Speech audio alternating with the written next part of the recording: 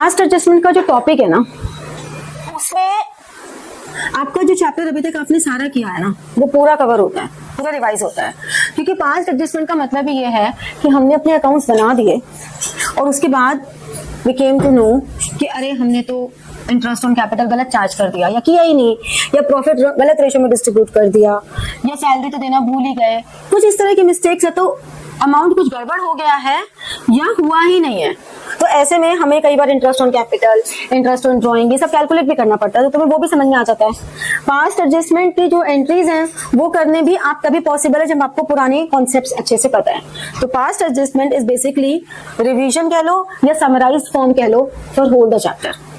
ठीक है, तो पास्ट एडजस्टमेंट क्या है कि हमने सब कुछ बना लिया और उसके बाद हमें जो मिस्टेक्स हैं उनको ठीक करना है। अब वो ठीक करने के लिए या तो हमें एक सिंगल एडजस्टमेंट एंट्री करनी है या हमें मल्टीपल एंट्रीज करनी है। 99% सिंगल एडजस्टमेंट एंट्री का ही क्वेश्चन आता है, 1% चांस है कि एडजस्टमेंट एंट्रीज का आ जाए। और जब कभी आ जाता है तो बच्चों को लगता है हमने तो हमेशा एंट्री पास किया है, और एंट्री पास किया तो उनको लगता है प्रिंटिंग मिस्टेक है, और वो मचा देते हैं, रायता फैला देते हैं अच्छे से। तो कभी भी मत सोचना कि कोई प्रिंटिंग मिस्टेक है, read it carefully. Adjustment entry पूछी है या एडजस्टमेंट एंट्रीज पूछी है, रीड इट वेरी केयरफुली। ठीक है, देखो करना क्या होता है, हम एडजस्टमेंट एंट्री पे ही फोकस कर रहे हैं। पहला स्टेप होता है रिवर्स ऑल रॉन्ग ट्रांजैक्शंस। जितनी भी रॉन्ग एंट्रीज हैं उनको रिवर्स कर दो, फिर डू ऑल करेक्ट एंट्रीज, फिर कैलकुलेट